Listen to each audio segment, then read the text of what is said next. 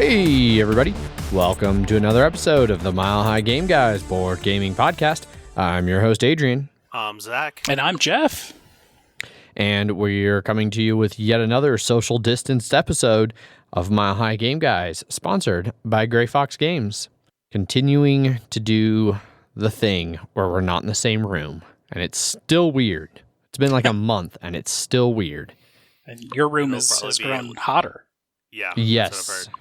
Yeah, so the studio typically was like icy fucking cold because it's in what used to be a garage, and I'm beginning to suspect that the crackheads, literal crackheads, who lived in this house in the past, despite putting up nice sheetrock everywhere and painting it and making it look like a room, I'm suspecting they did not actually put insulation in here. Mm-hmm. And so it was really cold all winter. And then now that it's supposed to be up to like high 80s later this week, it is getting warmer in here. It's not hot yet, but it was warm enough when I first stepped in that I was like, oh, yeah, when we end up with like 3 to 6 people in this room in the future recording things during the summer, it's going to suck. Haven't we already done that? Or did we start that in the... we started in... It was like it was like late summer, early fall. So it was still warm. Like, as I do remember, like trying to pump fans in here and like cranking the AC right before we'd record and doing things like that. But yeah, wow, I did not realize it would be almost 88 on Thursday and Friday. That's pretty crazy. Yeah, gonna fucking suck. It'll be fine down here because it'll be cold. So. In the basement. Yeah, I'm going to live in my basement, yeah. Yes. I'm going to live in my basement during those hot days as well.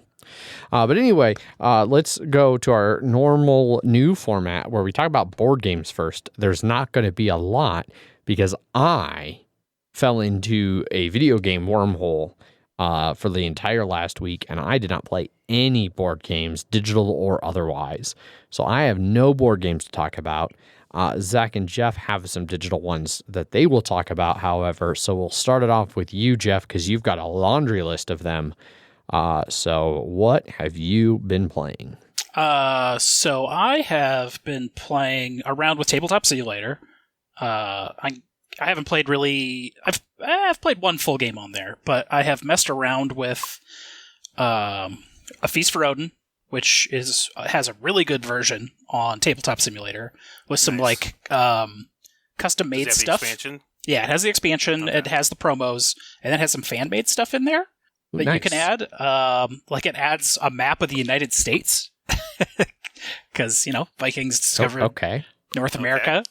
And so there's an expansion where you can get the map of the U.S., and it's just this massive, huge board. Oh, instead of the islands? Yeah. The regular islands? Yeah. Or is it taking place of your own board? I don't think it takes place of your own board. Okay. But I did not read the rules to it. But someone made a nice U.S. map. And then a couple other little expansion things were in there. But it seemed cool. And it had scripted setup for solo or however many players you had. Cool. Nice. I played around a little bit with Excavation Earth, which we talked about on Kickstarter not too long ago. They put that up on Tabletopia. That has a good setup. Tabletopia is always made by whatever publisher, so that one actually was really cool. I didn't play around with it too much, just kind of did the setup and fiddled around with things, but it's there. I did Tales from the Loop, which was another Kickstarter that we talked about. They had a little scenario on there, and it looks like they've updated the Tabletopia version to have even more content and more scripting for setup and stuff like that. Oh, cool. Yeah. Is that soloable? I don't remember. Okay. From what I saw, it was soloable, but it's a co-op, so you can always just play 2 characters or whatever. Gotcha. Yeah. You have to go to school and then figure out the wonders of weird underground science labs. I started watching the Amazon series, which is how is it? It's good. It's like a less dark Black Mirror. Okay. But with the same characters, but a new from episode to episode. Yeah, but a different weird thing happens. I guess you could call it a regular TV show. But it has weird technology stuff in it, Black Mirror. Gotcha. Yeah.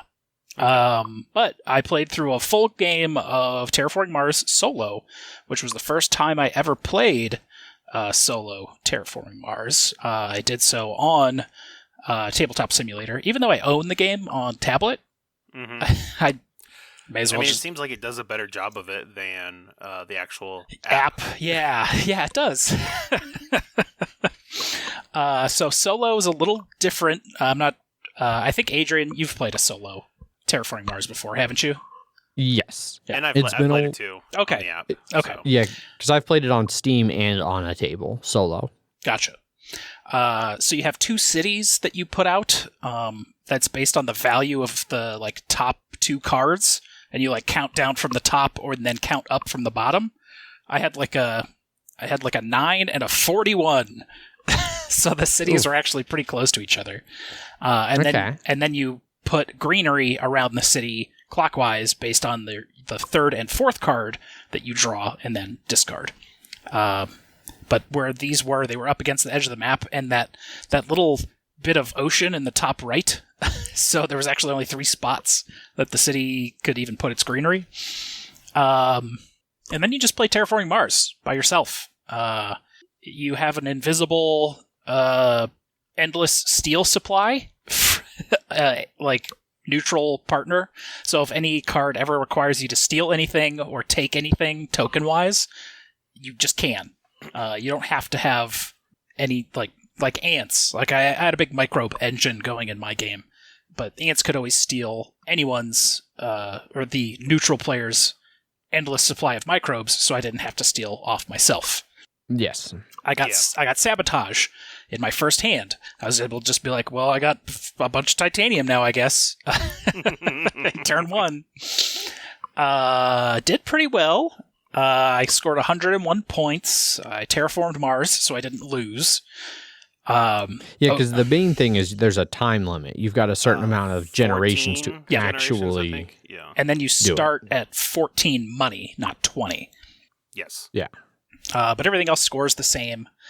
But it was interesting. It scratched a bit of the Terraforming Mars itch. It's always more interesting playing with other players because you can rely on them to kind of move the engine along. But it was interesting playing the game with I have to make the engine move because no one else is. I ended up with a big plant, heat, and steel production. I got really early on, I got the -1 to all costs, and then I got the +1 to titanium and steel resource benefits. And then I just ended up getting a lot of steel production. I got the Soletta to be able to get a bunch of thermal production. Oceans were a big pain in the ass until I got be able to spend 8 money, which you can use steel to create an ocean once per turn. That was a big help. And then I got some, the ice meteor and, deep well tapping or something like that. Some event cards that gave me some more oceans. Using standard projects, becomes super important in solo. Yeah. I was I'm not getting energy cards. I need energy to build these cities. Okay, I'm just dumping 11 credits into energy every turn just so I can build cities. Thankfully, the -1 cost research station gives you a city, which was critical for me because I only ever got 2 other city cards that weren't Phobos. But I ended with 101 on my score. I have no idea where that lies in a good to bad score because it doesn't even give you a range in the rules. It's just sort of that's your score. That's what you got. So. It's the first time my score has ever rounded the corner in a game of Terraforming Mars. It's been a long time since it's even rounded that corner before the top of the board. Third base. Yeah. But yeah, Terraforming Mars on Tabletop Simulator is pretty good. I just wish it had some of the expansions in there. Yeah, it only has the base game and then the corporate era stuff. Yeah, but they did a good job with the little specialty tiles and stuff like that. Yeah, they're all modeled like a big... I got the nuke thing, so it was a big mushroom cloud on the board. And you can use the regular tiles, or you can use like the modeled tiles. They have both available in the game, which is neat. And that they scripted out how to draft the cards, too, which is real good. Yeah, so you when people are ready, they can you click the thing and it'll auto-pass the cards to the right or left. And then it's scripted to where you just end turn, and it auto gives you all your money and production and everything else, as well as your cards for the next round. The only thing it doesn't do is move the turn marker, which I thought it would, but it doesn't. Can't do everything, Jeff. Yeah. So yeah, Terraforming Mars on Tabletop Simulator. Real good. Right on. I'll have to maybe give it a shot now that I have Tabletop Simulator, because I have it on Steam, Terraforming Mars, and so I'd be curious to see how different the implementations feel. Yeah. I mean, that seems like it could be the game to get all three of us into one game again, but, you know. It's being able to play games at the same time. Yeah. I was also just today on Facebook on the board game group. Somebody had asked about hey, me and my partner have been playing a shit ton of Terraforming Mars during this quarantine, and we really love it, but we're looking for ways to freshen it up. What can we do? And I dropped a link to some BGG threads about some of the stuff that Sid has talked about in the Slack channel of playing with 2 corps per player, or playing front and back of Mars with 2 maps if you have both of them, things like that. There were threads about people who played with all 3 boards, which is just fucking bonkers. That is. But it got me wanting to do that with Megan too, because Terraforming Mars is a game that we both love, and we do have a lot of time to, go fuck around with a board game and see what kind of weird things we can make it do. So, yeah, I'd also be down to try and get all 3 of us on an actual game together sometime this week. Yeah. Maybe even 4. Megan's off till Thursday. We could even do a 4-player game of Terraforming Mars. Do you have 2 copies of Tabletop Simulator? We do. I got it for her as a gift when it was on sale because I wasn't going to pass up that opportunity again. Aha. So. Besides Terraforming Mars Solo, I played a game of Quacks of Quedlinberg with Zach, V, and Lance on the Tabletop Simulator, as is everything we play now, besides Tabletopia. It went pretty well. For you guys, yeah. It's another good version. It's another good version someone's made. I did see there was another version that had the expansion in there that I want to try too. Yeah, so this one seemed to have a little bit better scripting, but it didn't have the expansion, and I didn't want to have to suss around with what was the expansion and what wasn't. Yeah. Especially because we were teaching V that game, and so it was let's just use this better scripted one. Yeah. Because it even came with tokens to indicate if you're done with whatever you're doing, which is good because you technically pull from your bag simultaneously. And it even had little tokens to mark if you've exploded too. So yeah. So it was a game of Quacks.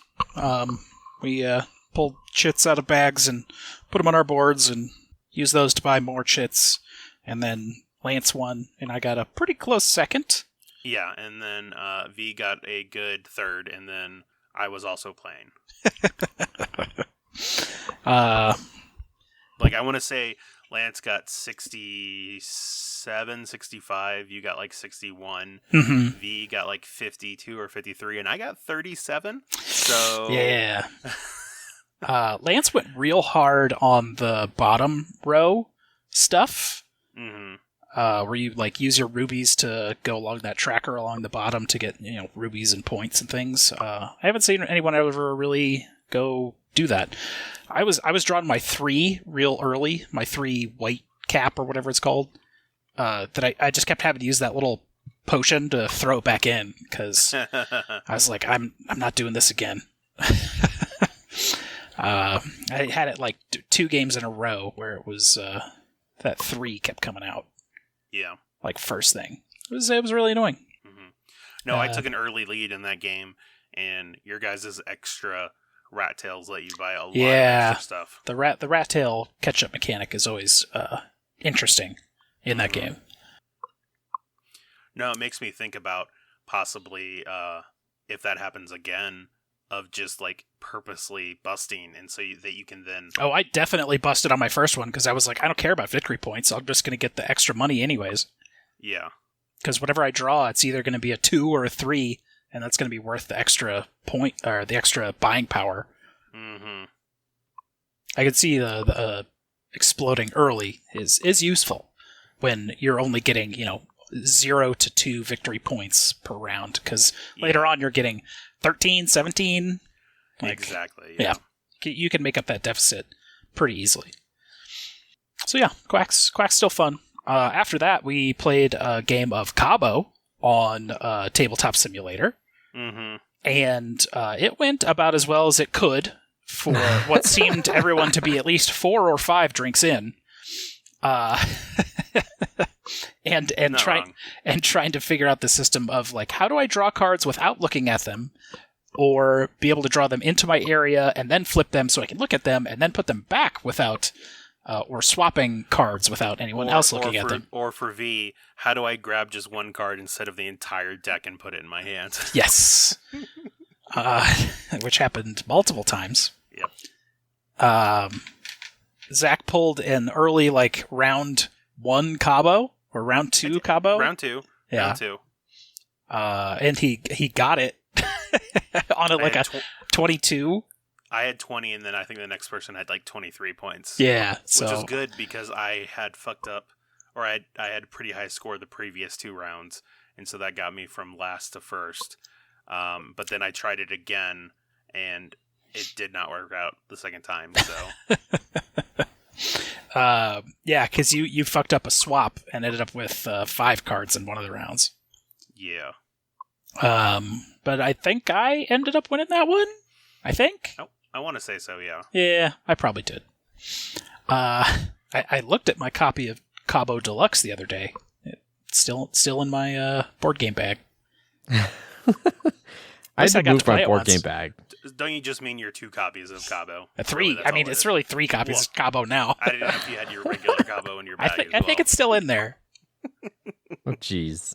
It's a lot of Cabo. We could shuffle 3 decks so we have 0 downtime. Yep. Oh, God. With all the Cabo downtime.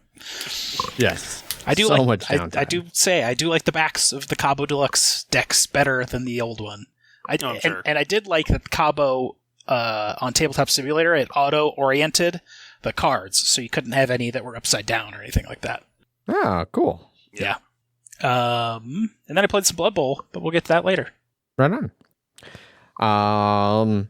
Zach, did you have anything else to add besides I do. What you did? Okay. Yep. So on Friday, a bunch of us were meeting online to play games, and Jeff included. Unfortunately, he had to take a call that lasted a long time. 2 hours. So 2 hours. Yeah, an hour and a half. Yeah. While he was doing that, V and Lance and I were like, well, let's play some small, quicker games while we were waiting. Games that we already knew. So we booted up Cartographers, so played that again. That one I absolutely crushed at. I want to say I had 120 points at the end of the game. Nice. That's one of the highest scores I've ever even heard of in that game. Yes. Oh, no, it was ridiculous. What was funny was that we had the Borderlands card again. You got it right this time? I got it right this time, and it was actually the B card. So we were scoring it the first 2 rounds, and I was able to get 1 row on the first round and 3 rows on the second round. Wow. Yeah, and that's 6 points each row at that point. Exactly. And then I had been scoring 6 points because there was basically little settlements you wanted that it was if you had 6 or more little house units, distinct units of those, you would get 6 points for each. And so I had totaled up my things, and then at the end of the game, V was just basically she got to correct me on my math. Oh, you really fucked up. Actually, yeah, it was 8 points instead of 6 points, and I was like, okay, well, I guess I'll take these extra 10 points then. and she was still worth it. Worth it. I still corrected you. Yeah, it still corrected me.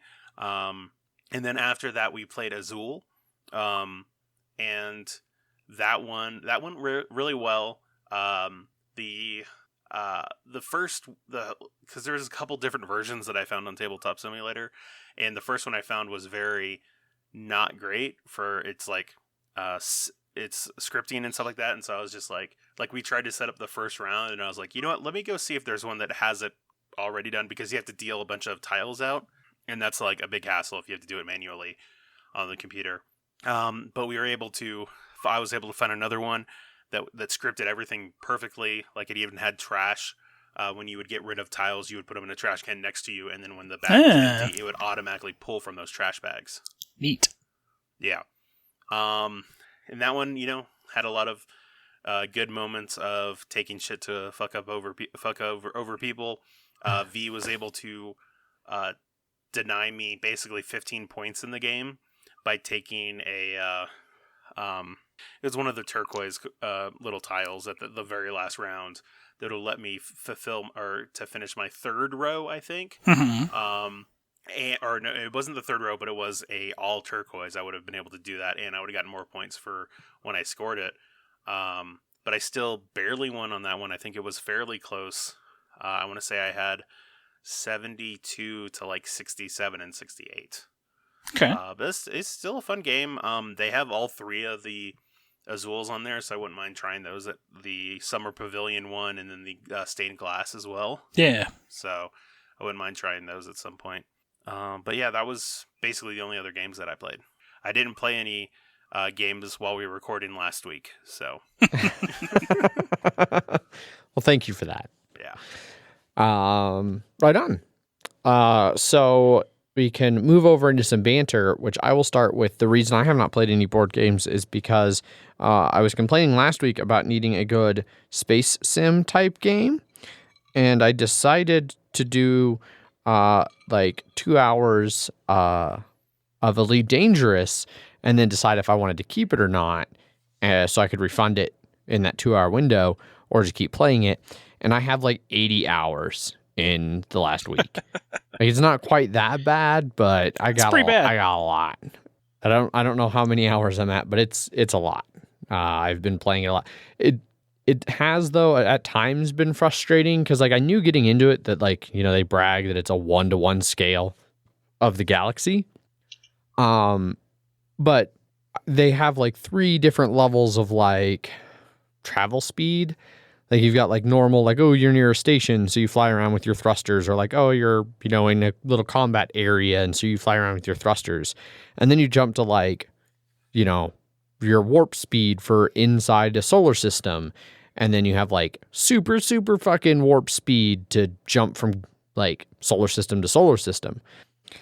Even in the like faster than light warp speed inside a solar system, it can take a long fucking time to get from one orbital body to another one in the little rinky-dink spaceship that I have, fairly new starting out. Like, I've been going like 800 C, like 800 times the speed of light. And it's like the little countdown to how long it'll take me to get to my destination is like 25 minutes.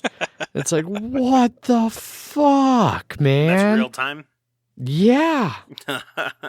Like, it's not, it doesn't quite work out that way, because like you are still accelerating until you kick off your thrusters, which is one of the other things that like it took a little bit to get used to. I appreciate that they used a little bit more of like a real physics type thing for it, to where like you have to start slowing down before you get to your destination, or you'll just blast right by it at 800 times the speed of light. Is that then by the Super time you get, Cruise? Yeah, Super Cruise is like that's their like warp speed in solar system mode. And then there's like a Super Cruise Assist that you can turn on if you have the module installed in your ship, that will slow you down automatically, and then exit Super Cruise when you get to your destination, which is super handy. But it's less efficient from a time perspective. Like, it starts slowing you down way, way too soon.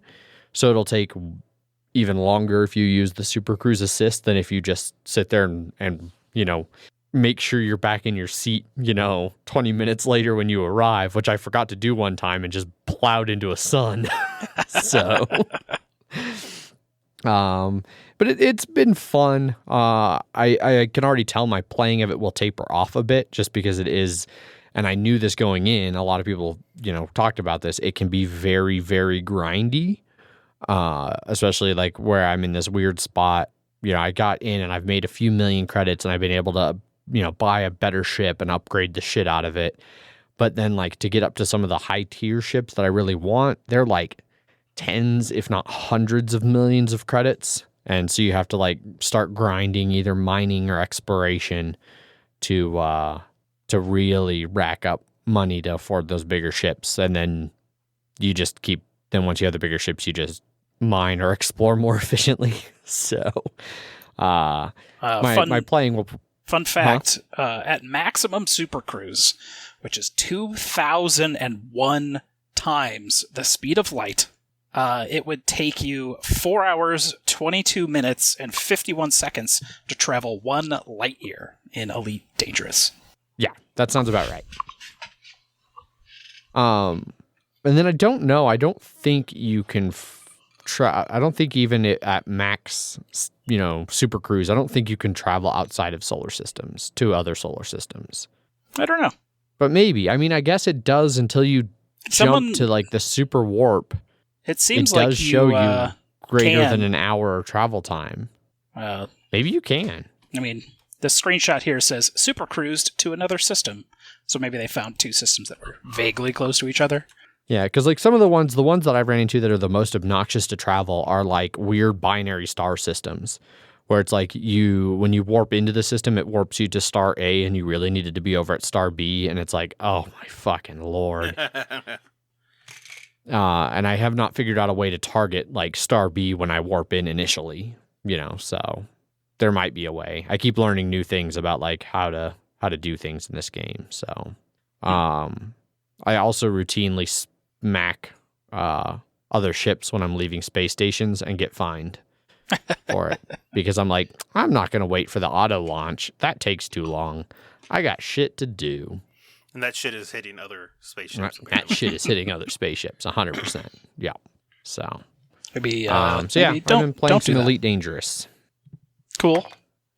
Yeah. What about you guys? We finally hit level 30 in the Division 2, and that's where the real game begins. Yeah, we've just been doing like basically fuck around in story mode for the last 22 hours of playing Division. And I do mean that literally, because as soon as you hit 30 and like do the last story mission, it's like, hey, now this government contractor Black Tusk has taken over everything that you had before, and now you need to take it back over. And now there's a new faction that gets added into the game that uses those crazy Boston Dynamics creepy robot dogs. Yep. But with miniguns on them. Oh shit. Yeah. And so there's no more levels on gear. It's just tiers. And to hit the score. Yeah, gear score. You just have to get like up to 300 gear score and do this set of this new stronghold, and then you get the tier 2, and now you can go to 350, and then 400, and then 450, and then 500.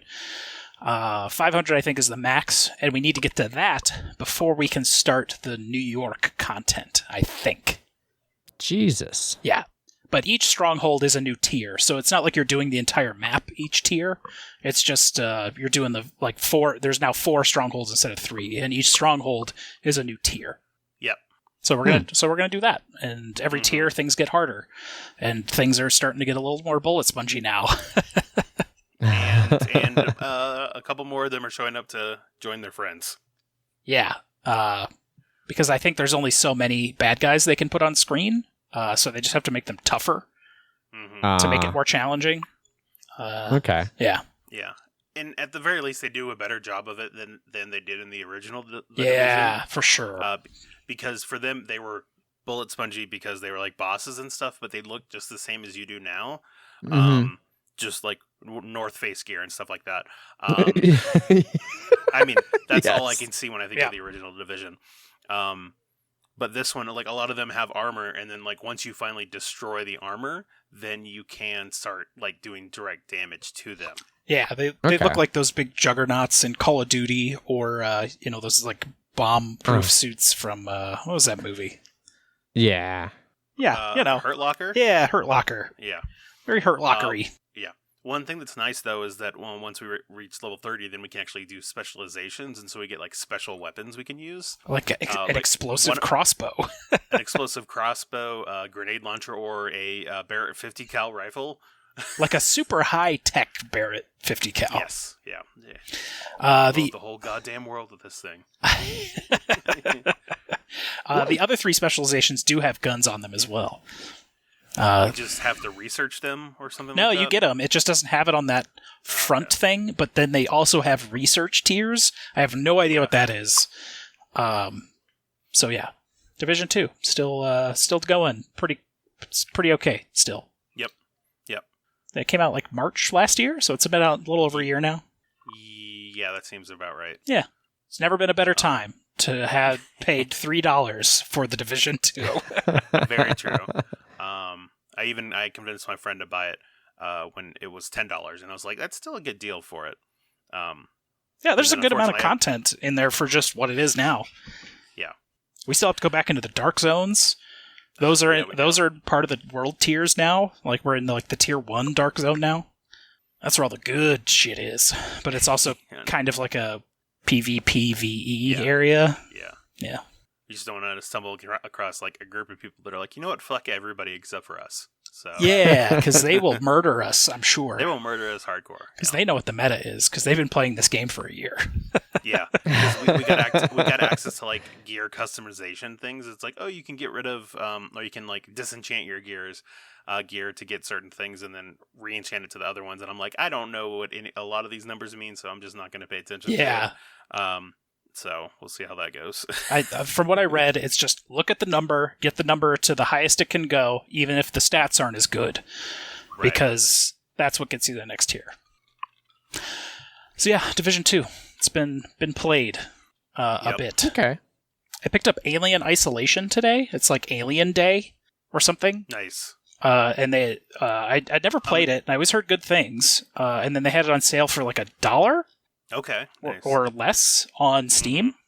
$2 is what that game is on sale for right now. Nice. I played it once on my PS4. I was playing with my friend, and I had headphones on while I was playing it. And after about 30 minutes, I put it down and never played it again because I was like, nope, can't do that. It is a scary, scary game. My main problem with the game is that the noise of the alien moving around sounds very similar to the noise of just the ship, just sort of being a spaceship. Uh-huh. So yep. It's like walking around, and then you're like, stop, freeze. You're like, oh god, is that an alien? Oh no, that's just the ship settling. Shit. Okay, let's just go. Oh, is that just the ship? Oh god, it's an alien.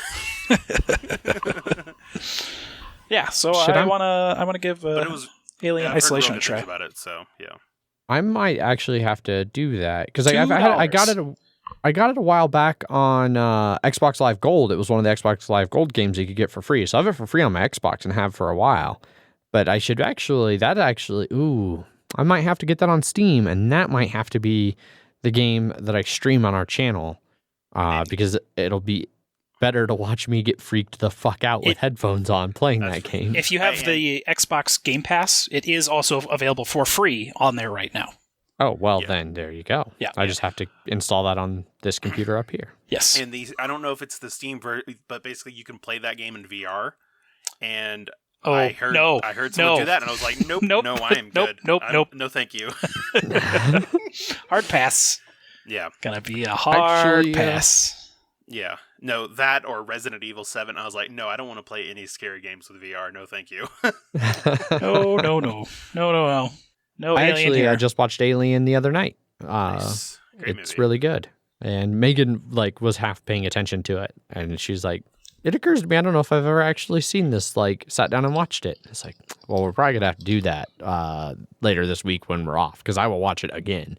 Yeah. I don't give a shit. I will watch Alien all the time. And then you can show her 2, and then I guess 3, and then, Fuck you, 3's great. I said I guess 3. The way you said it sounded like you do not believe that 3 is great and belongs in the mix of the original 3. I think 4 is garbage, so she didn't even need to see 4 is all I'm trying to say. Mm-hmm. True. That is very true. I still want to watch the assembly cut to see if I like it any better than 3. But it adds like 20 or 30 minutes to actually give it some blood. And I think that is the best. Like, I like the original like theatrical version of 3, but the other cut of it is definitely better. I also had forgotten for a long time that Charles Dance was in that movie. Oh yeah, and then I was watched in, The Last Action Hero. Yeah, I and so like haven't I was seen The Last watching it after Action watching Hero. Game of Thrones. I was like, holy shit, that's Charles Dance. Like, what the fuck? You haven't seen it at all, Jeff? I haven't seen The Last Action Hero in a long time. Oh, okay, yeah. It's good. Wow, It is. I mean, I want to see if it Yeah, holds up. it's good for Yeah. what it is. yeah, as a meta take on like Who that shit. did that? Arnold Arnold? Schwarzenegger. Directed that. I don't know, That that's a I do not question. have an answer for. To the internet. To the internet. Because we have that all in front of us at all times. Yes, John McTiernan? Yes, John McTiernan. He did Predator or Die Hard. Die Hard. That's what Predator. Yeah. Yeah, I did a bunch of. And Rollerball. Oh god. Oh, he did Die Hard with a Vengeance, the Thomas Crown Affair, the 13th Warrior, Okay. and Basic. 13th Warrior is really good. I Yes. don't care what anybody says. Yeah. Oh yeah. 13th Warrior is great. It is neat. CJ, It's- as we all know, the guy that did our music, loves the fucking 13th Warrior. Yeah. If you're expecting Michael Crichton's book Eaters of the Dead, you're not going to get it. You're going to get 13th Warrior, which is awesome, but is very different. Yeah. Yeah. Yeah. I really like the depiction they did of him like learning Norse as they traveled, like during the montage at the beginning of the movie. It's a good movie. Yeah. Its budget was 85 to 160 million and made 61 million. That seems like a Oof. very high budget for way back then. In Yeah. 1999, that's almost Avengers level budget. Speaking of other movies that do and don't hold up, I watched Hook the other day, and I was really impressed with how well I felt Hook like held up. Like it wasn't something where it was like, oh, I remember loving this when I was a kid, and then I watched it as an adult and I was like, that's a kid movie. I liked it when I was a kid, but I don't like it now. No, I still legitimately enjoyed watching Hook. Robin Williams, as always, fantastic. Dustin Hoffman as Hook was fantastic. Yeah. I'd buy both of those, but I still don't really feel a need to rewatch it. Yeah. Not right now, at least. What did I watch I watched something else that was so bad though, and it just like parts of it just fucking Armageddon. Armageddon does not hold up. Anybody who thinks Armageddon is a better asteroid movie than Deep Impact is wrong. Holy shit, is Armageddon bad. Adrian, pop quiz. What has a higher Rotten Tomato, Armageddon or Hook? Probably Armageddon. It does, yes. Yeah. 38% Not surprised. is what Armageddon has. 38? 38. What does Hook have? 28. Really? Hook Yeah. what? It was not well received critically. No, it was not. Wow. Like, And that's I don't know with how to 64 interpret sometimes, like, reviews. because obviously Hook came out way before Rotten Tomatoes was ever a thing. So I feel like the people rating it are people who are going back and spite rating it because they're like, I fucking hate Hook. So No, Rotten Tomatoes the- finds The critics from that reviews of it. era. Oh. It's just Oh. now that there's a trillion more critics because everyone's a movie critic. Some asshole could get in front of a microphone and talk about whatever they want. Moment of self-awareness. Yeah. So that's why it has like 64 reviews, or like Alien and stuff will have like 30 reviews, whereas like Inception will have 200 reviews. So Gotcha. Well, critics were wrong about Hook because it is great. And I mean, critics were film critics. They weren't just Yes. like, I like True. superhero movies and I give it 2 thumbs up. It was like, I know film and went to film school and I'm reviewing this movie and it's okay. yeah, no, a lot of people feel that it is one of Steven Spielberg's worst movies. Did he do Hook? He did. I didn't know that. Huh. Yeah. I mean, I'm just trying to think of like a worse Steven Spielberg movie off the top of my head, and I'm not coming up with I heard one, that, but I don't know his Shining- entire filmography. The Turning, which is that's an executive producer. Let's see. Bicentennial Last Director. Man, Ooh, yeah, that's probably a good one. For sure. if that's Ready directed. Player One had 72%. Jesus. Oh, Christ. Ready Player One. Yeah, that's got to be it. That was not good. He also did War of the Worlds. So It was alright. Yeah. yeah. I certainly have no desire to ever rewatch. I mean, well, he did Indiana Jones and the Kingdom of the Crystal Skull, for Christ's sakes. Ooh, That was him and Lucas, though. Like, eh. Warhorse. Yeah, but he's the one that actually directed it, so. Yeah.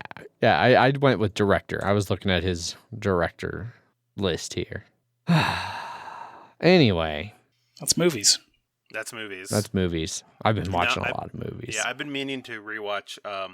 A friend told me that he finally took my recommendation to watch Baby Driver and was like, "Oh my god, that was awesome!" And I was like, "I should watch that this weekend," but I didn't do it. I was struggling to figure out what to watch the other day, and like I hovered over Baby Driver for like a half a second, and Megan was like, "We are not watching Baby Driver again." Okay then. But it's okay for Moana. No. Boom, Moana. No, Moana's another one. But Moana and Baby Driver, I now have to watch when Megan's at work because she is sick of me watching them on near repeat. No, I just really love that. The thing about the Mike Myers mask is so great. This is the Mike Myers mask. Yeah, the Halloween mask. This is a Halloween mask. Yeah, and I asked my friend too. I was like, "Did it still hold up, even with all the awkward Kevin Spacey comments or like his actions?" And they're like, "Yeah," because like at one point he's like something about holding a boy's balls or something like that, and I was like, "Who?" I saw Brad Pitt hosted SNL this week from home. I saw that. His Fauci introduction was fantastic. Yeah. Fucking god. So especially all that shit going on with Trump and the like injecting disinfectant and stuff like that. That made me definitely be like, okay, I am going to just go into to start up World of Warcraft again and just sort of be like, I'm gonna just sort of check out of our world for a bit and just sort of focus on a world that makes more sense. But why not? Why don't we play more Division 2, where a virus has caused an apocalypse and shut down all of society, and escape from our virus shutting down all of society? Exactly. That's why I've been retreating into space sims. It's like, I want to go pretend that I live in a future where we've made it past this bullshit stage in human evolution and we actually get to go to space and you can just fly to another fucking galaxy when somebody decides to elect Trump president of the world. Like, we just go somewhere else. Yep. Last little random bit of banter that I have before we let Jeff talk about Blood Bowl, or if you guys have other things that you want to banter about, we can banter about other things. But speaking of getting the fuck out, although I have no idea when I will be able to actually take this trip because, the world, I think that Megan and I have settled on our next international destination, and we are going to be going to go kayaking in Finland. So, okay. Why? Yeah. Turns out there's like this region of Finland called very originally Lakeland that is like full of. That's where Lando Lakes comes from. Yes, exactly. It's just mounds of butter, and you can kayak around in it, and it's great. That doesn't sound like the worst thing. And no Native Americans. Yeah, just like the cover to the butter now. That has been a controversy recently. Yeah, they got rid of them. I did not know that. Yes.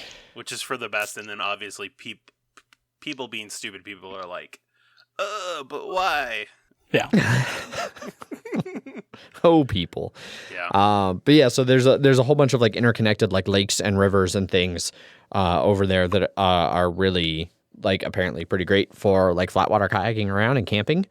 And Finland, being an awesome Nordic country, has this like concept of like the land is everybody's.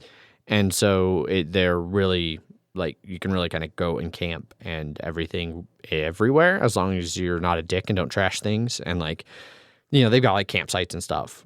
So you're not ruining everything, trying to prevent tragedy of the commons kind of a situation. But it's apparently a really great country to kind of kayak and camp and backpack and do that kind of travel around, and that just seems really appealing to me.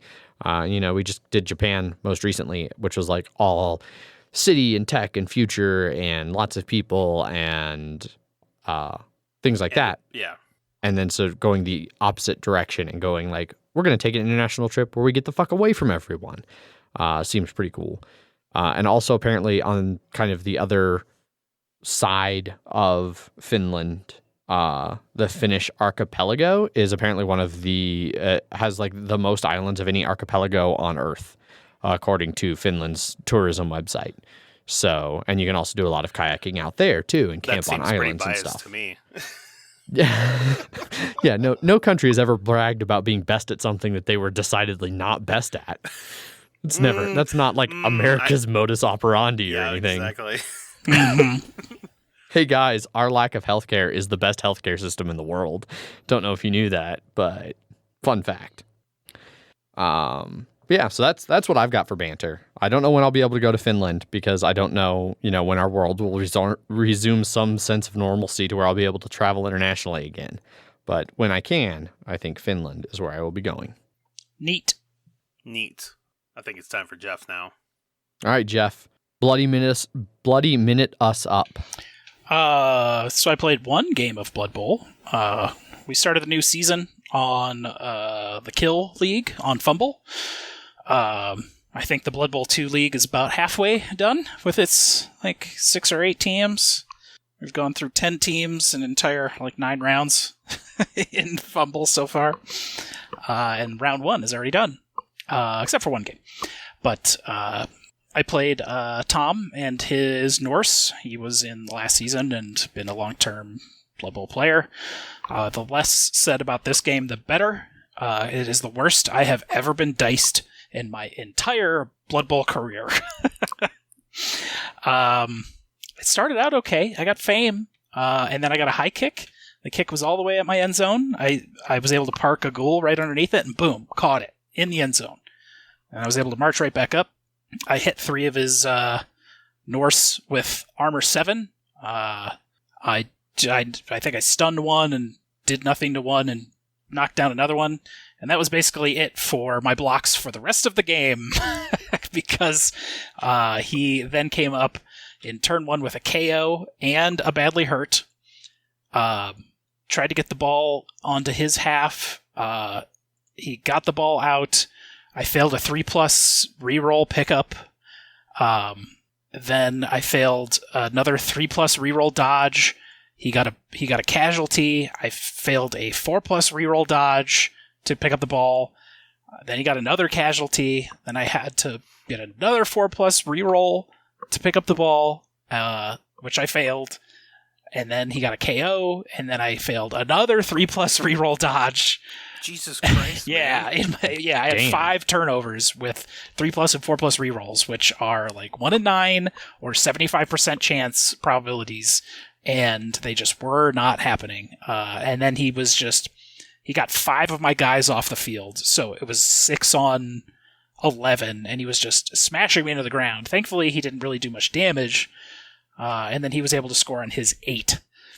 Second half wasn't much better. Got a reroll, but on his first turn, he got a KO. I finally did some damage to him. I got 1 knockout. And in his turn 2 Jeff. of the second half was a serious injury, a casualty, and a KO in turn 2. So that left me with 5 guys on the pitch. Knocked out 4 players in 2 turns. Thankfully, the rest of the second half wasn't too bad.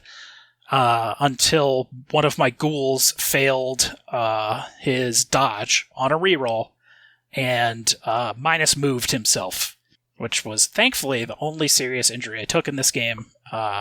Then he scored on his 8. I still had my 8 to go. I could just sit there and hit 3 of his dudes, and then a throw rock happened and hit my white, thankfully only stunning him. My regen rolls were useful in this game because I was able to get some of these guys actually back on the pitch. And then I rolled a 2-die block with skull both down, followed by both down on a reroll. And that ended the game. 2-0. I was absolutely trashed, top to bottom. That sucks. I had 4 Blodge players, and it didn't matter because every single thing he was throwing against my Blodge players came up POWs. The percentage of his POW dice were 21%. 21% of his dice that he threw were POWs. That is fucking crazy. This is a D6, of course. And then skulls were only 12%, which is below average. But his entire team has block, so another 20% of his blocks were both down. But he can take that, because literally all Norse players have block except for the Yeti. Yeah, it was absolutely brutal. Of his 41 armor rolls, he broke armor 23 times. So he was rolling, and my minimum armor is 7 on the ghouls, and then everything has 8 or 9 beyond that. So it was an impressive dicing from Tom. In my 79 single D6s, 20% were 1s. Ouch. Wow. 8% were 6s. Jeff, did you try switching those numbers? I didn't. It's should have been like, FYI, this game, ones are 6s and 6s are 1s. Yeah, it was bad. It was real bad. But thankfully, I only took the one serious casualty, so I'm able to be ready and raring for my next game against a new ogre team. So one thing we did in this new season, in Fumble, you can actually play around with the rules of the game. And there's some common house rules that Fumble has options for. So in the 2016 rule set, they changed and nerfed into the ground the skill Pile-On. Pile-On lets you go face up. Lets you knock your own player down to reroll armor or injury. And it's one of the only ways you can reroll injury. But in the new rule set, you have to use a team reroll, to be able to do that, which made the skill completely unused. So what you can do with this is make it not cost a reroll, but you can't combine it with things like Mighty Blow or Claw. You just be able to do a flat reroll without those modifiers of turning your armor into armor 7 if it's higher than 7, or adding a +1, which makes it a little more balanced and makes it actually useful for teams that use it a lot, like ogres. Ogres use it a ton because they want to be able to get those players off the pitch. And then another one, if any player has right stuff, which is the skill that lets you be thrown by a big guy, the throw teammate skill. What right stuff does in our league this season is ignore tackle, which tackle ignores dodge and doesn't let you reroll dodge. So it makes stunty teams, which are the teams that majority do the throw teammate and right stuff, much more competitive, which will be interesting to see how that goes. Awesome. Yeah, it was a neat little rules changes, and then new teams that entered into this season, they would have to make a 1 million gold team, so a regular team, and then added 300k onto their treasuries so they could buy more players and things like that. Can't buy skills, but they could start with an apothecary and more team members and stuff like that. So it was interesting. Okay. Yeah. Cool. We're 1 round in so far. The champion from last season has yet to play with his fucking +2 strength, plus edge, plus move, gutter runner, horse shit. Jesus. Ant got a plus edge on it, one of his plus strength guys in his last round. He will go up against me in round 3. So I will get first dibs on trying to murder the shit out of his crazy plus stat teams. He is going into every game with 5 or 6 loners, however, because his linemen keep dying. He took 2 deaths in his most recent game. Oh, wow. Yep, because he saves his appos for his skilled guys. So, I don't think he even used his appo the entire game. Everyone just died. Because who cares about an unskilled loner lineman, right? Yeah. Yeah. So that's Blood Bowl. Right on. Yeah. Oh, we talked about the new team last week, right? Yes. Yeah. Yes, we did. No new details yet. Coming weeks, we will find out what the fuck is going on with that nightmare. Indeed. But speaking of news and things, we can now move over to some news and Kickstarters. Yes. First up in news, friend of the show, Ambi from the Board Game Blitz popped up on our Slack, and I also saw this in the board game subreddit. There's an 18xx website or something out there. Yes, that her husband programmed was working by on. her husband. Yes. So yeah, 18xx.games is the website, and her husband Toby designed it, and it currently only has 1889. Is that a classic or? Yes, that is the one that is off. It is one of the main ones that is listed as like a good intro 18xx. That's the one that I played. Yeah, that's the one that Zach played. It takes place in it's Railways of Japan, I believe, is the subtitle for it. Yep. It's one that I happen to really like. I do think it makes for a good intro one. I like that it's a smaller map and has some interesting like geographical considerations, things like that. So you can play this 1889. You can play it on this website in one of three ways. You can do real time, you can do asynchronous, or it even has a hot seat option. So you can all play around like the same computer. If you want to play with people in your house, but you don't, like you live in an apartment and you don't have 1889, or you don't have a place to play in 18xx or whatever, or you just want to use, the app because it handles, like it does a lot of the scripting and stuff for you. So it makes it like hard to mess things up. You're not going to be able to like do some things that you wouldn't be able to do legally, which is awesome. I played around with it a little bit, kind of in like a hot seat mode, just to kind of get a feel for how some of the things worked. And it seemed really functional. I was really impressed. It's definitely one where you're going to want to know how to play. Like, I don't think it would be the best for learning an 18xx, but if you already know it and you're wanting to just play some more, or, I guess if you had a couple people who are really experienced that were on like a Discord voice chat or something to kind of walk you through stuff, that would probably be okay. I think it's still definitely going to be best if you understand, if you know the game, at least know 18xx, but even better if you know 1889 specifically. But overall, I was really impressed with the functionality of it. It seemed a lot nicer than, like, I haven't played around with a lot of 18xx digital implementations. It's just a game that doesn't really appeal to me playing online. But from what I've seen of some other ones, this one seemed pretty clean. So yeah, I dug playing around with it in hot seat mode a little bit before we recorded here. I'd meant to check on it earlier, and then had forgotten because it's locked down at work. So she posted it yesterday in Slack, and I was at work, and my work blocks, anything with the word game in the URL. So 18xx.games was blocked.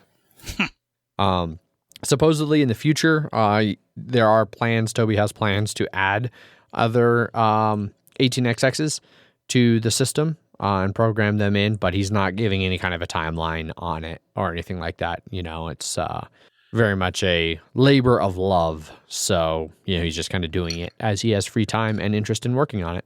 I mean, and you gotta hope that the creators of the 18xx games don't try and be like, no, you can't do this or whatever. Because you want as many people as you can the ability to play 18xx if you want it to grow at all. Yeah, and for the record, he does mention in the Reddit post that he worked with Joshua Starr from Grand Trunk Games, which is who holds the rights for 1889. So this is made with permission from the rights holder for 89 at least. Like that might affect some of the other ones that he can put on there later. Since there are a handful of 18xx designers and publishers, so that might, we'll see, but it's one of those things too. Like if it starts working and being popular for one of the publishers, I can't imagine many of the other ones are going to be like, no. And like you said, 18xx being such a niche, anything that gets more people playing 18xx is going to be good for everyone. So, yeah. Or 18xx. We've been talking about a lot of 18xx lately. I know. We need to stop. That shows you the state of the world. Yeah. But yeah, go check that out. Apparently he also has he does a lot of online games, like also www.rollingstock.net if you want to go play Rolling Stock. That was also developed by him. I have not played Rolling Stock, but I've heard really good things. Neat. Yeah. Next up on news, with everyone playing Tabletop Simulator, one of the big content creators out there made a nice little tutorial video, Shut Up and Sit Down, on how to use Tabletop Simulator, which was very useful to me, specifically, because some of those hotkeys aren't the easiest to learn, and no one's really made a good video on how to use it. Yeah, I haven't had a chance to watch it. The comments have a bunch of other really good tips and tricks. Like, it's one rare exception to the YouTube comments being, something to avoid. In this case, there's actually a lot of very positive comments with other tips and tricks and clever hotkeys and things like that on there. I know I benefited greatly from having like Boyd and Nick talk about some of the hotkeys they use just in the Slack channel the first time I played on Tabletop Simulator, because it's like, oh yeah, they mentioned like all these different things that you can do, and I should learn how to do that. Yeah. Setting up cameras. So I'll have to check this out. Alt or M to actually magnify cards instead of just being like, I think I can read that from here. I used a lot of this stuff when I was playing Terraforming Mars. Nice. Things they didn't talk about in the video, but you can like save and set cameras with control 1 or control number and shift number to jump around to the board or camera, or basically wherever you set up the cameras. And some will set up default cameras that you can use, but you can always set up your own. So it seems like everyone will be playing Tabletop Simulator for the time being, so you may as well watch this video and know how to use it, because Tabletop Simulator is not free, but it sure does have a lot of games on it. Yeah. Yes, it does. I've already been very happy with my purchase of it, having gotten it on sale and all. Yeah, I wonder how much longer they're gonna get away with it, with heavy air quotes around there. Because there's a lot of full-on retail stuff on there, and I don't know. Depends on how much board game publishers are going to be okay with this to continue, now that there's a bigger pool of people using it all the time. Be like, do I need to buy that to play in person, or can I go over here and play it on Tabletop Simulator? Yeah. No, it's a good point. I know, at least for me, it's nice, but given the choice between going to someone's place and play it versus playing it at home, I would still rather go to someone else's place, and I don't know if having a game on Tabletop Simulator will make me go, I don't want to buy it. Yeah. Yeah. It just depends on how many people are like, like how many people don't have a huge board game group like we do, where we can always play with.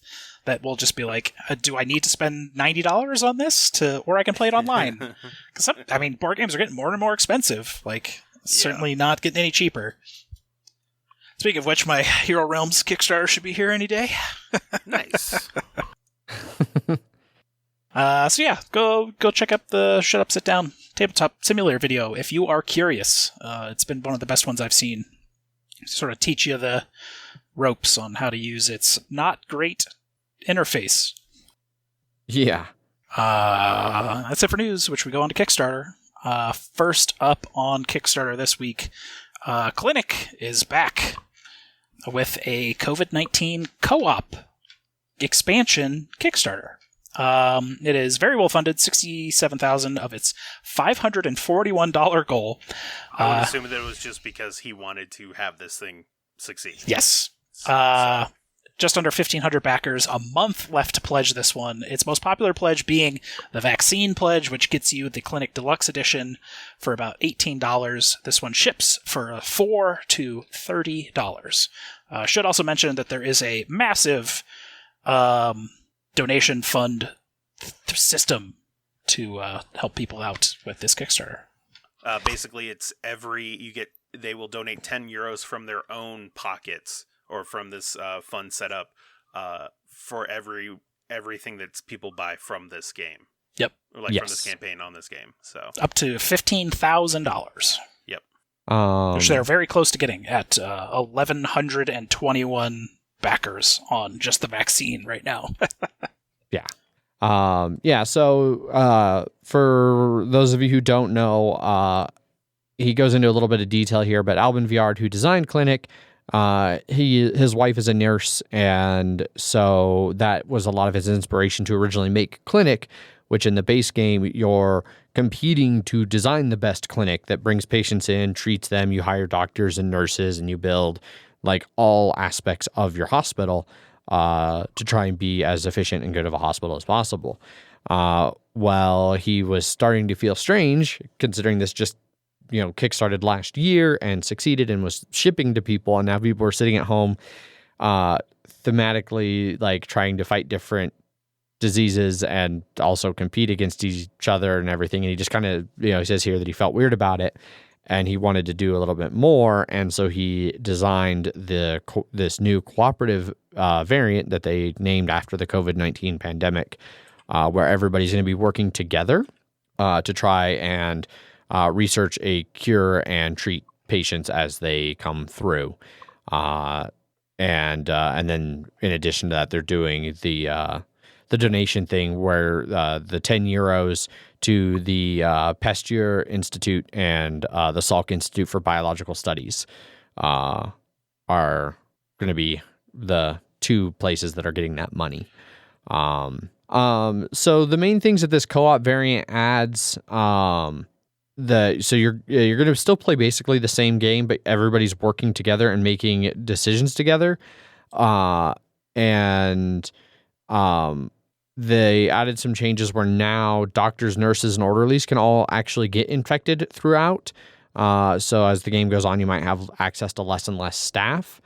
And then he has a setup for you can choose like the difficulty based on it'll be like where in the outbreak you are. So you'll set things up based on like what level of lockdown there is in whatever city you're in.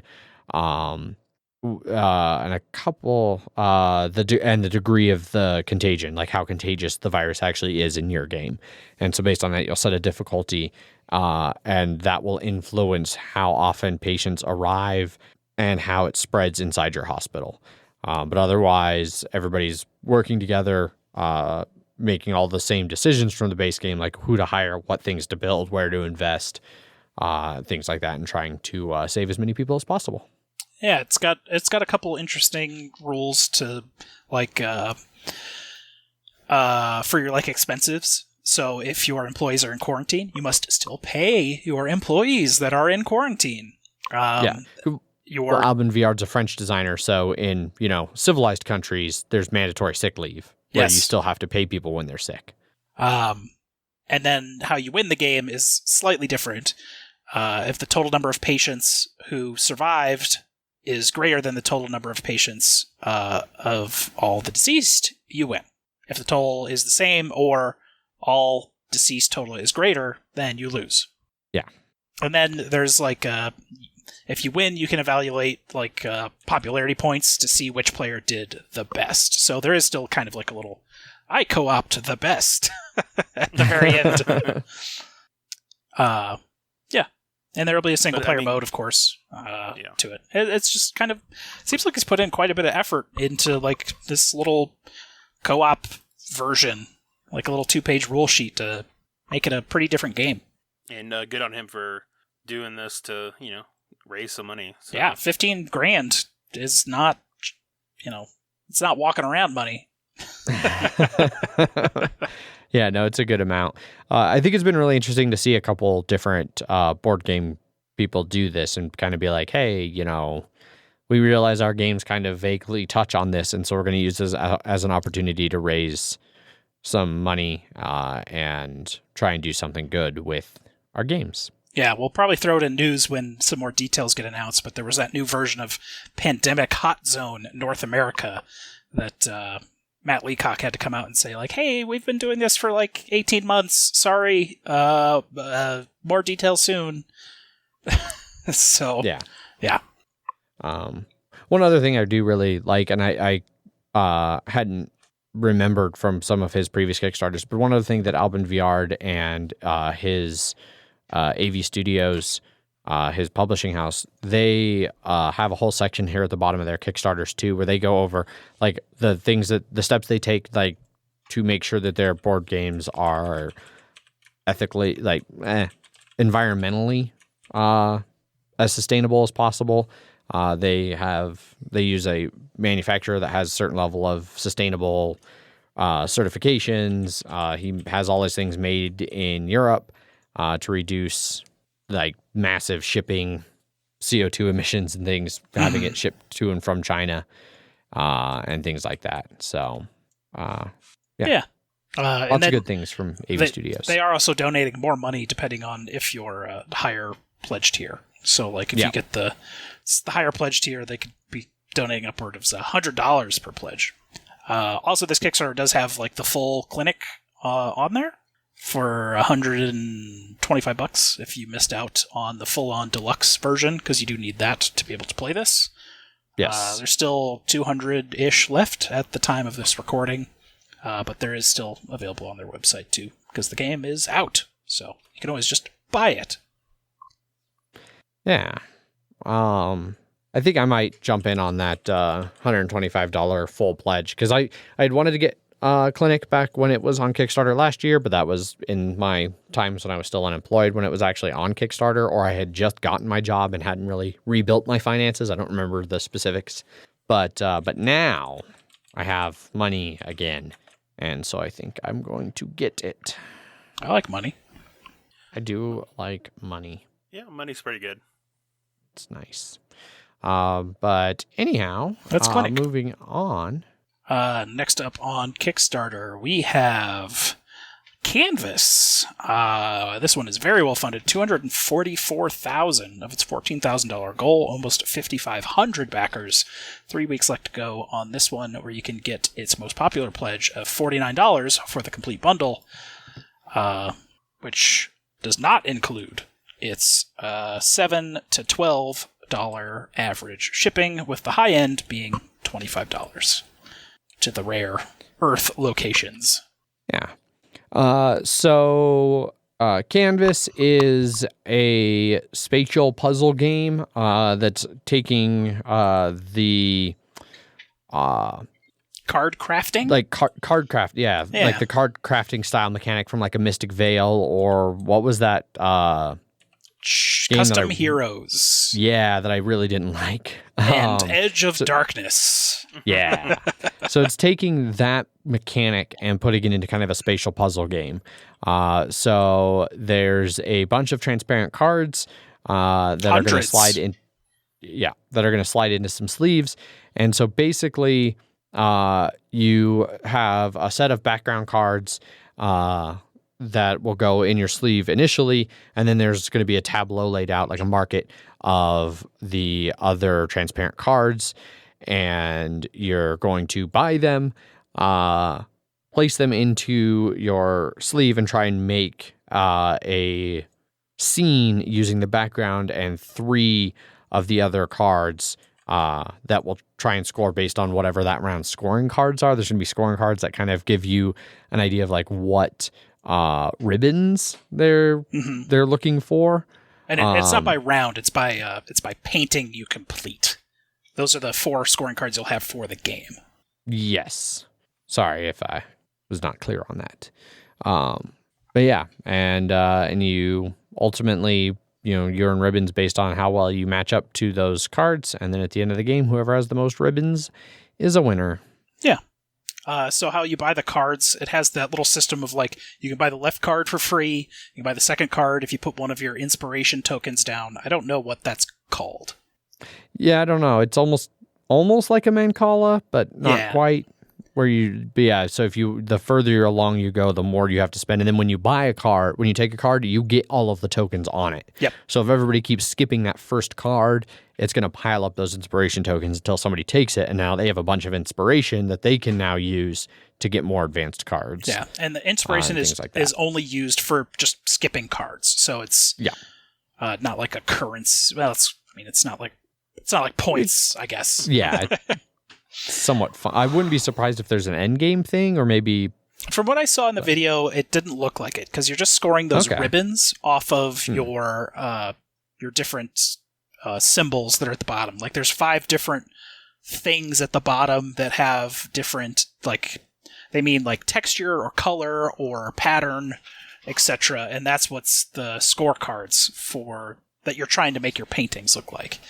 Also, the cards will have names on them, and so when you complete a painting, you put 3 clear sleeves in there to make a painting, so they can have names like Divine Curiosity, which has like a stars and a city back and a cat. So each of the paintings should have a fairly unique name on it. Gotcha. Per the rule book, inspiration tokens are the first tiebreaker. Okay, tiebreakers. Okay. Yeah. The box can also be hung on the wall. It has like a wall hang in the back of the box, so you can hang it on your wall like art. Which is interesting. It's got a nice looking box though. I really don't like the third tiebreaker. So or I guess the second tiebreaker. So the first tiebreaker is the inspiration tokens. If there's a tie, inspiration tokens will break the tie. If you're still tied, then the runner up, so third place, will judge the artwork of the 2 players and declare a winner. Okay. Which basically means I would never win if it goes to that tiebreaker. I don't know. You better make your ass off on that art.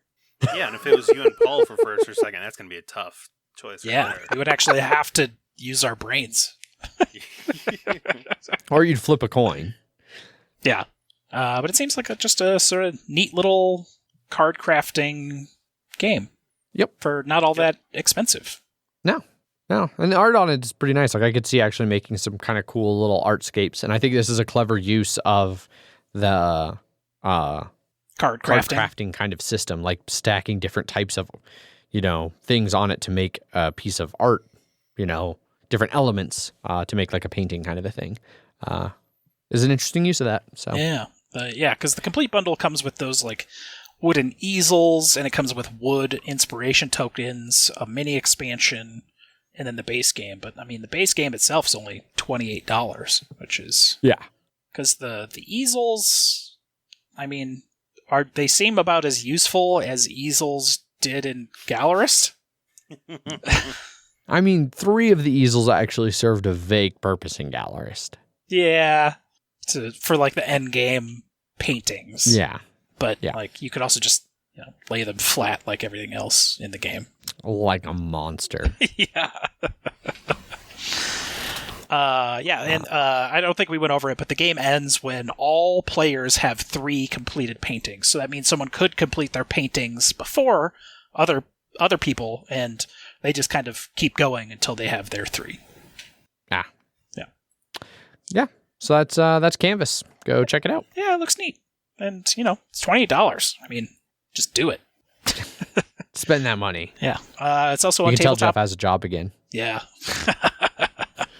It's on Tabletop Simulator. You can go play it right now. Go try it. Yeah. Last up on Kickstarter is Vampires, Egyptians, and Necromancers for Fantasy Football, a.k.a. Vampires, Khemri, and Necromantic Undead, as well as an expansion that you can get for Shambling Undead, Blood Bowl teams. Very well funded, $138,000 of its $5,000 goal. 957 backers, a week left to go. You can pledge like $75 per team, or you can get them all for $205. Pledges are all over the place because there's a million. People want certain things and not others. There's 3 teams in here. The pirates are vampires. Vampire pirates. The vampires are pirates. Yes. Vampire Buccaneers. Yes.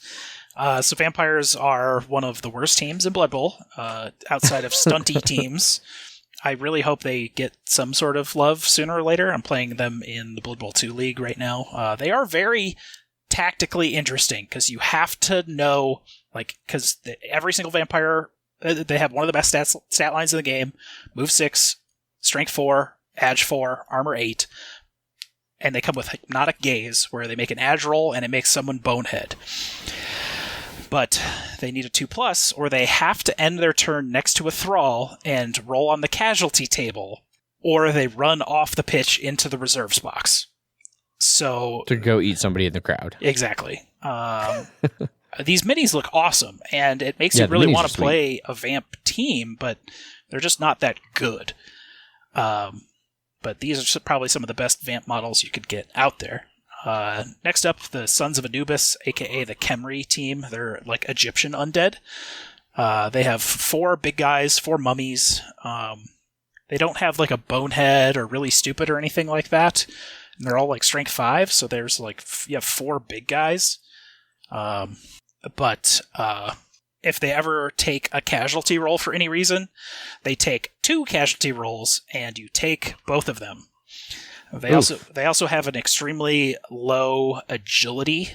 They're all Ag 2 or Ag 1 if you're the Tomb Guardians, but otherwise fairly average, like strength 3, move 6, move 5, armor 7, armor 8. But they're really hard to get the ball because they need that 4+ reroll to pick up the ball.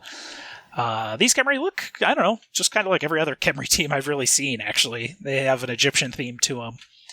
But they are very well done. They had, Zach pointed out, the sculpts for they did an old pirate Skaven team. They had like the 3D model rendering and then the actual model that they printed next to it, and they looked very, very similar. So these are pretty good representations of what they'll actually come out to. And their painted example looks fantastic, of course. Last up, they have the Crypt Guardians. This is a necromantic undead, basically Universal Monsters, the Blood Bowl team. Werewolves, Frankensteins, wights, and ghouls. Looks awesome. These are some of the best flesh golems I've ever seen.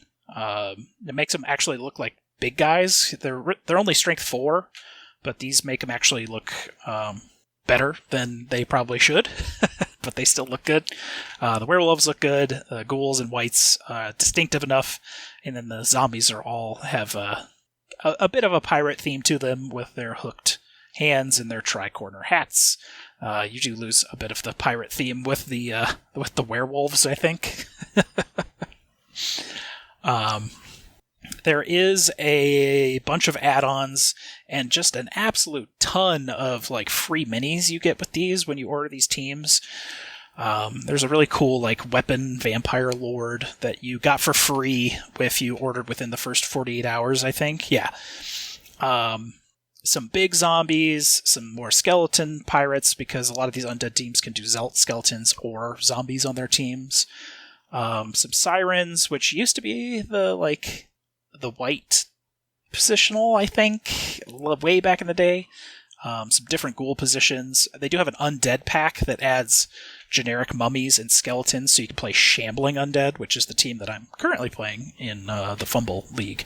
That only has the 2 mummies, wights, ghouls, etc. And then they have some more add-ons from their older Kickstarters, like if you want a rat cheerleader that's wearing 3 bikinis, because rats have more than, I really appreciate how you just trailed off there. Yeah. It's there if you want it, man.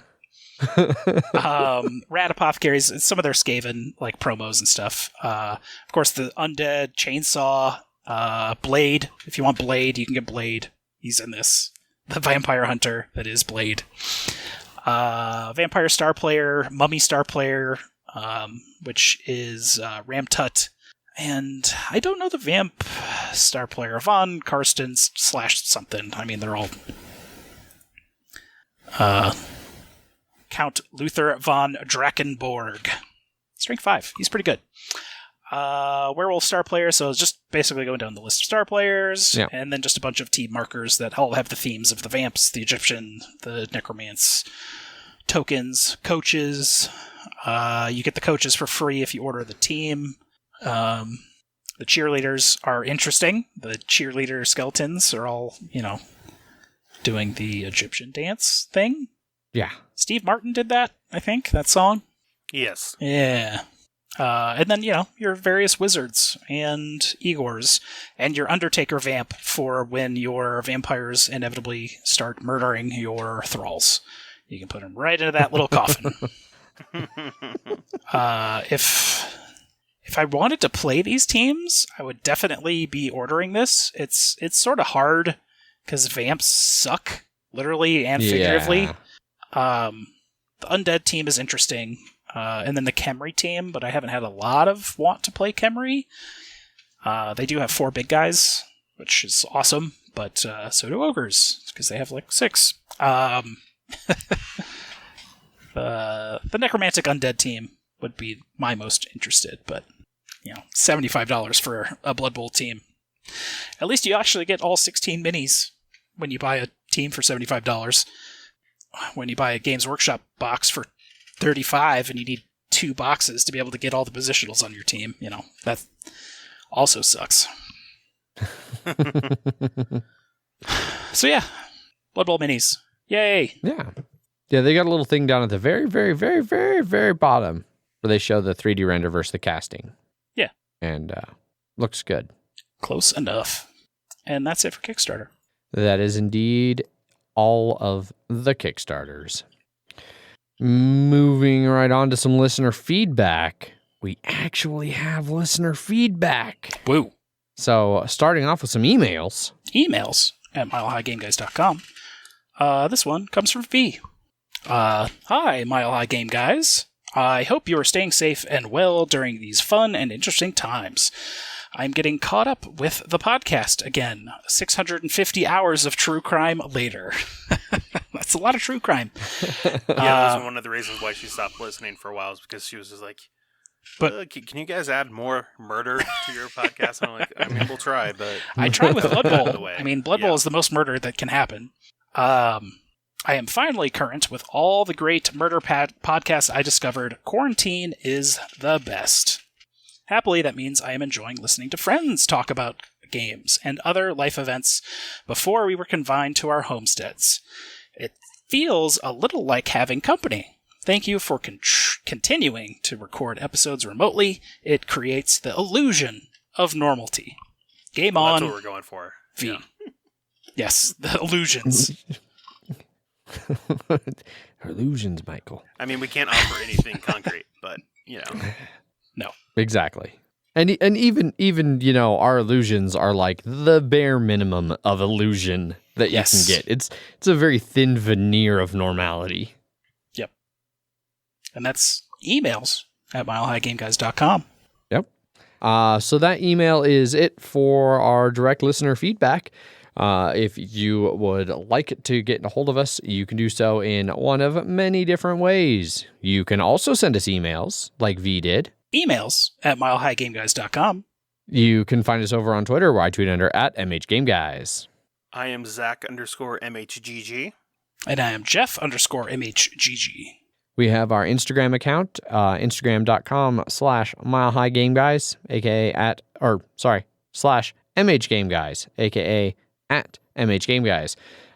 If you want to follow us over on Instagram, where Jeff occasionally posts pictures of board games, and I'm sure we'll post pictures of board game nights if we ever have them again. Maybe I'll just start posting screenshots of games I'm playing online. But not screenshots. Use your cell phone to take a picture of the screen. Oh, yeah. Yeah, that'll be for the best. Chef's kiss. And make sure, I don't think the screen gives you enough light, so make sure you have your flash on. Yeah, all right. There you go. You can also find us over on Facebook, facebook.com/MHGameGuys, and our website, milehighgameguys.com, which has links to things like our Slack channel, where you can come and immediately, as soon as you sign in, as you join the Slack channel, be hit with a barrage of questions about whether or not you play Blood Bowl and what kind of a terrible human being you may or may not be, so that we know immediately which faction to assign you in the coming battle of the Slack channel. It's all our clicks, man. Yeah. The website also has links to things like the news and Kickstarter items that we talk about on the episode, links to our Board Game Geek Guild, which is guild number 2731, all of that fun stuff. You can go follow us over on Twitch, twitch.tv/MHGameGuys, where we will hopefully eventually get back to streaming of some kind. I am going to stop saying that I plan on streaming with Megan, considering it has been about a month and I have not done that even once. But who knows what the future may hold. We'll see. And lastly, if you want to support the show, you can, if you would like, go to our Patreon, patreon.com/milehighgameguys. Our latest patron, V, our also only listener feedback for the episode. V is doing all kinds of supporting the show. Playing games with us too? Yeah. Yeah. She even called me and personally invited me to play games. Unfortunately, I was unavailable, so have to rectify that coming up soon. But V went baller status, pledged at the $25 a month level, which, wow. Thank you, V, very much. Wow. Wow. Wow. We super appreciate it. V does a ton of cheering us on in our personal lives. So she's been always super positive about game nights and about the podcast and everything like that. So she supports us in so many more ways than just the one, but we appreciate all of that support. And thank you to everyone else who supports us over on our Patreon, especially, or on our Patreon, all of our patrons, especially, right now. I know that for some people, funds could be tight and things like that. So anybody who still supports us financially, we really appreciate it. And thank you so much for that. Yeah. Thanks, everyone. Yes. Thank you. That pretty much wraps everything up for this week's episode. As always, we'd like to also take a little bit of time to thank our sponsors for continuing to sponsor us as we do this social distancing thing. Gray Fox Games. Their latest Kickstarter for Science will have about 2 days left to go when you are listening to this episode on Wednesday. It has definitely smashed all of its funding goals, $75,000 almost raised. And they're another one kind of like Alban Viard's Clinic one that we talked about today. They are donating directly to charity for every copy of the game that is sold through this Kickstarter. Then those funds are coming out of their own pockets, not out of the Kickstarter money, so it won't affect the actual getting the game made and produced and shipped to backers. So go check out For Science if you want a fun little spatial dexterity game of stacking cubes and weird shapes to cure viruses. So, yeah, we talked about that a few weeks ago. You can also go listen to that Kickstarter segment to get all of the deets. Jeff, do you have a prepared statement about our sponsors? Of course. Gray Fox Games, quality games, cleverly crafted. Also, you mustn't allow yourself to be chained to fate, to be ruled by your genes. Human beings can choose the kind of life they want to live. What's important is that you choose life, and then live. Just choose life. It's that simple. Just live. As someone that has watched Star Trek Picard recently, I choose not to choose life. That's a quote that the new samurai fucking Romulan says. He's like, choose life, my friends, or he fucking cuts their head off. Yeah. Okay. Yeah, okay. Sure. Seems very Star Trek-like. Yeah, it does sound like Star Trek, doesn't it? Oh, thanks everybody for continuing to listen to us during these weird times when we're all remote from each other. As always, I've been your host, Adrian. I am still Zach. And I make it so, Jeff. Bye. Bye. Bye.